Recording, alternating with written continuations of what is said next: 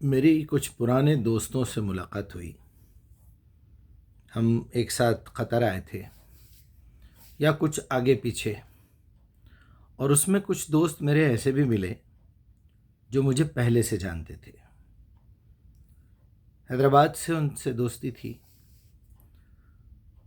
بڑا اچھا سچویشن رہا.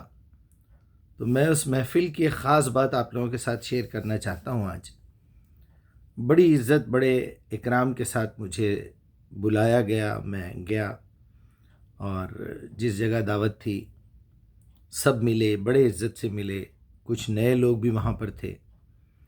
اب ظاہر بات ہے، جب میرے دوست ہیں تو میری عمر سے لگ بھگ آس پاس ہی ہوں گے، اور بلکہ میں تو یہ سمجھتا ہوں کہ ان میں سب سے کم عمر میں ہی رہا ہوں. میرے سے کم عمر بھی رہے ہیں دو تین، لیکن وہ ساتھ آئے ہوئے لوگ ہیں. بہرحال ہم ایک ساتھ قطر آئے، اس سے پہلے بھی آلموسٹ 36 سال ہو رہے ہیں. تو باتیں ہوتی رہی، ہر ایک نے اپنا اپنا دکھڑا سنایا، خوشخبریاں بتائی، اور ساتھ ساتھ یہ بھی ذکر کرتے رہے کہ صحت کیسی ہے مجیب بھائی. میں نے کہا بالکل اچھا ہوں. یہی تو بات ہے یار، کہ آپ بالکل خوش رہتے ہیں، کوئی ٹینشن نہیں لیتے آپ، حالانکہ دنیا بھر کی ذمہ داریاں ہیں. میں نے کہا ہاں ٹھیک ہے الحمدللہ. کچھ لوگوں نے بالوں کی تعریف کی، کسی نے دانتوں کی تعریف کی، کسی نے کچھ. حالانکہ ظاہر بات ہے وقت تو مجھ پہ بھی گزر رہا ہے، عمر کے ساتھ ساتھ بہت ساری چیزیں بدل جاتی ہیں. لیکن جب میں کمپیریٹیولی یہ دیکھتا ہوں کہ جو گروپ 5-6 کا ایسا بھی تھا جو میرے سے کم عمر ہے، باقی کے تو 14-15 لوگ کم از کم میرے سے برابر اور تھوڑا بڑے. بال سارے جا چکے ہیں، اور جو ہے کمزوری آ گئی ہے، نانا دادا بھی بن گئے ہیں. اس کے ساتھ ساتھ میموری کا بڑا مسئلہ ہے. ان کے ساتھ کہہ رہے تھے کہ ہماری میموری ویسی نہیں ہے جیسی آپ کی ہے، اور جو بھی ہے اچیومنٹس بتا رہے تھے. میں نے کہا چلیے یہاں پر ایک لمحہ فکریہ ہے. مجھے صرف اتنا بتائیے، آج اس محفل میں ہاتھ اٹھا کے، قسم کھا کے، ایمانداری سے بتائیے، آپ اپنے ضمیر سے کتنا مطمئن ہیں؟ مثال کے طور پہ ابھی یہاں زمین دھس جائے اور ہم سب یہ ہوٹل جس میں بیٹھ کے کھا رہے ہیں ہم، یہ دھس جائے زمین میں. ارے بھائی کیسی باتیں کر رہے ہیں، آپ کو بلائے ہم کچھ موٹیویشن کے لیے. میں بولا دیکھیے موٹیویشن ہی کر رہا ہوں میں.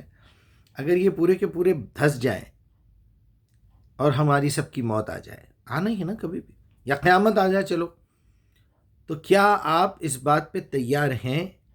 کیا آپ اپنے ضمیر سے مطمئن ہیں کہ ویری نیکسٹ مومنٹ میرا اپنے رب کے ساتھ آمنا سامنا ہونا ہے، کٹہرے میں مجھے ٹھہرنا ہے، میری اس چھوٹی سی لائف کا پورا حساب ہونا ہے؟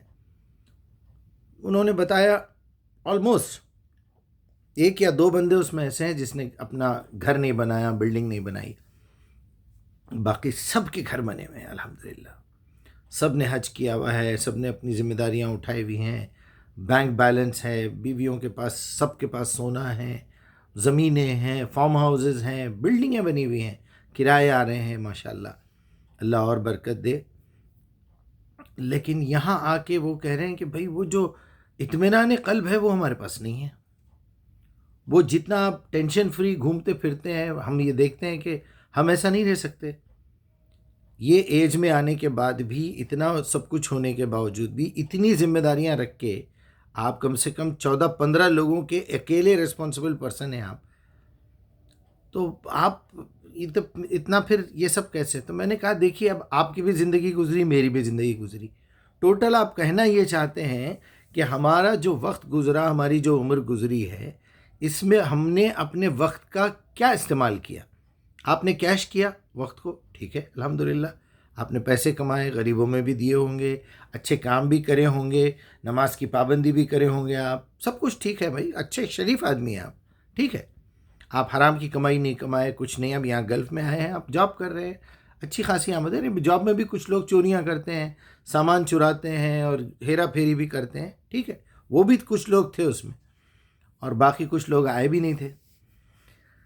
بہرحال مجھے یہ پوچھ کے پھر ان سے میں نے کہا کہ آپ بتائیے آج اب آپ یہاں سے اس دنیا سے جائیں گے تو کیا کیا لے کے جائیں گے؟ جو کچھ بھی آپ نے جمع کیا ہے کچھ آپ کے پاس کچھ لے جانے کی کیپیسٹی ہے؟ آپ کی بلڈنگ ہے، آپ کے گھر کے کرائے آ رہے ہیں، اس کے پیپروں کو سنبھالنا، بینک بیلنس سنبھالنا، اور یہ اسی میں آپ کا وقت گزرا۔ آپ مطمئن اگر ہیں تو پھر کس بات پہ مطمئن ہیں؟ آپ یہ محسوس کر رہے ہیں کہ میں بالکل جو ہے ایک بے چینی کا عالم ہے، پتہ نہیں کب موت آ جائے گی، کیا ہوگا۔ تو آپ ذرا سا یہ سوچئے کہ کیا ہے وہ ریزن جو بے چینی ہے۔ وہ ریزن ہے کہ آپ نے قرآن کی دعوت کا کام نہیں کیا۔ آپ زیادہ سے زیادہ ہفتے میں ایک مرتبہ اجتماع ہوتا تھا، درس قرآن ہوتا تھا، وہاں جاتے تھے، اپنی اپنی کتاب پکڑے ہوئے بیٹھ جاتے تھے، کچھ بولتے تھے، کچھ سنتے تھے، یہ ساری باتیں ہوتی تھی، تو پھر وہاں سے مطمئن ہو کے آ جاتے تھے۔ کیا آپ نے وہ کتاب کو لکھنے کی کبھی کوشش کی ہے؟ میرے پاس کوئی ذاتی گھر نہیں ہے، میرے پاس میری بیویوں کے پاس کوئی گولڈ نہیں ہے، میری بیٹیوں کے پاس کوئی گولڈ نہیں ہے، میری کوئی سیونگز نہیں ہے، ہمیشہ قرض کا لیول آگے پیچھے ہوتا رہتا ہے، کبھی تھوڑا سا قرض بڑھ جاتا ہے، پھر میں وہاں تک آتا ہوں، پھر تھوڑا قرض بڑھ جاتا ہے، اور قرض بھی اتنا ہی ہوتا ہے جتنا میرا قرض کسی کے اوپر ہے۔ میں نے اگر کسی کو کچھ مدد کی ہے تو میرے گھر والوں کو پتہ ہے کہ بھئی یہاں سے ان کے 50,000 روپے آنا ہے، اور ان کا جو قرض ہے وہ 30-40 ہزار روپے ہے۔ تو یہ رینج میں چلتا ہوں۔ حالانکہ میں کم سے کم الحمدللہ 3 ماہ 4 ماہ کا خرچہ، کہ اگر میں اس وقت دنیا سے چلا جاؤں، مر جاؤں، تو کم سے کم، وہ ایک روایت میں نے سنا تھا، پڑھا بھی تھا، کہ آپ نے فرمایا او کما قال علیہ الصلوۃ والسلام کہ اپنے گھر والوں کو کسی کے آگے بھیک مانگنے پہ حالت پہ مجبور چھوڑ کے مت جاؤ، ان کے لیے عدت میں کھانے کے لیے پیسے کہیں نہ کہیں اس کو سیونگ کر کے رکھو۔ تو الحمدللہ اتنا کافی ہے، لیکن ابھی تو کیفیت ایسی رہ رہی ہے کہ ہینڈ ٹو ماؤتھ جسے کہتے ہیں آپ، لیکن میں مطمئن ہوں، میرا کوئی ذاتی گھر نہیں ہے، میری کوئی زمین نہیں ہے، میرے پاس کوئی انکم سورس نہیں ہے، چھوٹا موٹا جو کام کر لیے، اپنا گھر ہے کرائے پہ، جو ہم خود کرائے پہ لیے ہوئے، ذاتی نہیں ہے، اس کا کچھ حصہ دوسروں کو کرائے پہ دے۔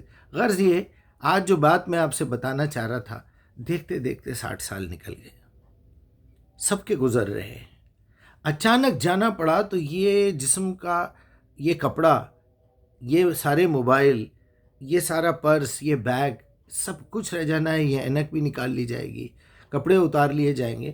وہ تو بے شرمی نہ ہو، بے حیائی نہ ہو، اس کے لیے کفن میں لپٹا جاتا ہے، وہ کوئی خاص بات نہیں ہے۔ اگر آپ کو کفن نہ ملے تو میں تو سمجھتا ہوں آپ کو جو جوڑا پہنے ہوئے ہیں، آپ کوئی، آپ کے پاس گھر میں کوئی پرانا کپڑا ہے تو اس میں لپٹیں اور وہ ڈالیے، وہ گوشت کے ٹکڑے کو ختم کیجئے مسئلے کو۔ یہی ہونا ہے، یہی ہونا ہے۔ اگر 1,00,000 روپے کا بھی اگر آپ کے پاس کفن لا کے کوئی دے رہا ہے، ہائی کوالٹی کا کپڑا ہے، وہ مکے میں جا کے 7 چکر لگا کے کعبے کے، اس کو پانی میں ڈبا کے رسول اللہ کی قبر پہ لے جا کے چڑھا کے اس کے اوپر 1-8 دن رکھ کے لا کے بھی اگر کوئی حفاظت سے رکھا ہے کہ بھئی میں رسول کی قبر پہ اڑا کے لے کے آیا ہوا ہوں، تو کیا میرے گناہ معاف ہو جائیں گے؟ کیا میرے یہ دل کی بے چینی ختم ہو جائے گی؟ تو بڑا ایک عجیب سا معاملہ رہا ہے۔ ہم جو کچھ کرے ہیں، جو کچھ کر رہے ہیں، اس میں جو کوتاہیاں ہو رہی ہیں، اس میں دنیا بھر کا ڈرے ہوئے ہیں، اس میں کافی پریشان ہے کہ یا اللہ اگر تو سوال کر لے تو پھر تو بڑا پرابلم ہو جائے گا۔ بیلنس کر کے دیکھے تو ہم نے تو بہت کچھ چھوڑ دیا ہے، بہت وقت خراب کر دیا ہے۔ اپنا ٹائم بچائیے، اپنے ٹائم کی قدر کیجیے، قرآن کا ساتھ مت چھوڑیے۔ قرآن کو چھوڑ کے دنیا کی کوئی کتاب آپ کے لیے اہم نہیں ہے، کوئی کتاب اہم نہیں ہے، یقین مانیے میری بات۔ قرآن پہ کام کیجیے، غور و فکر کیجیے۔ آج میں نے جو ہے 7 آیتیں ایسی نکالی ہیں، آپ یقین مانیے میں اتنا خوش ہوں، اتنا خوش ہوں، تقریباً 3 گھنٹے لگے ہیں، میرے خیال میں 5:15 ہو رہے ہیں، میں 1:30-2 بجے سے کام کر رہا تھا۔ ایسی بہترین چیز ملی ہے مجھے قرآن سے، I can't say any thing, کوئی آج تک نہیں کرے ویسی چیز، میرے تو نظر سے نہیں گزری۔ ابھی پوچھنا شروع کروں گا میں، کیونکہ اگر کسی نے کام کیا ہوا ہے تو پھر میں اپنا نام لگا کے اپنے نام سے بولنا، حالانکہ وہ خود میرے دماغ میں آئی ہوئی ہے، میں آپ لوگوں سے شیئر کروں گا، اس کا کام بھی بتاؤں گا، لیکن اللہ کا بہت بڑا کرم ہے. آپ خوش رہیں، آباد رہیں، سلامت رہیں، استقامت پہ رہیں، ایمان پہ خاتمہ ہو ہمارا. میری التجا ہے بس اپنا وقت بچائیے اور وقت کا صحیح استعمال کیجیے پلیز. بہت ہو گیا، بہت ہو گیا، بہت وقت ضائع کر لیا ہم لوگوں نے. پلیز وقت بچائیے اور اس کی اہمیت اپنی آنے والی نسلوں کو بھی سمجھائیے. ٹائم بہت تیزی سے جا رہا ہے. اتنی بیکار چیزوں میں ہم کو انوالو کیا گیا ہے. I can't say any thing. آپ کو پتہ ہے سب کچھ. اللہ حفاظت فرمائے آپ لوگوں کی.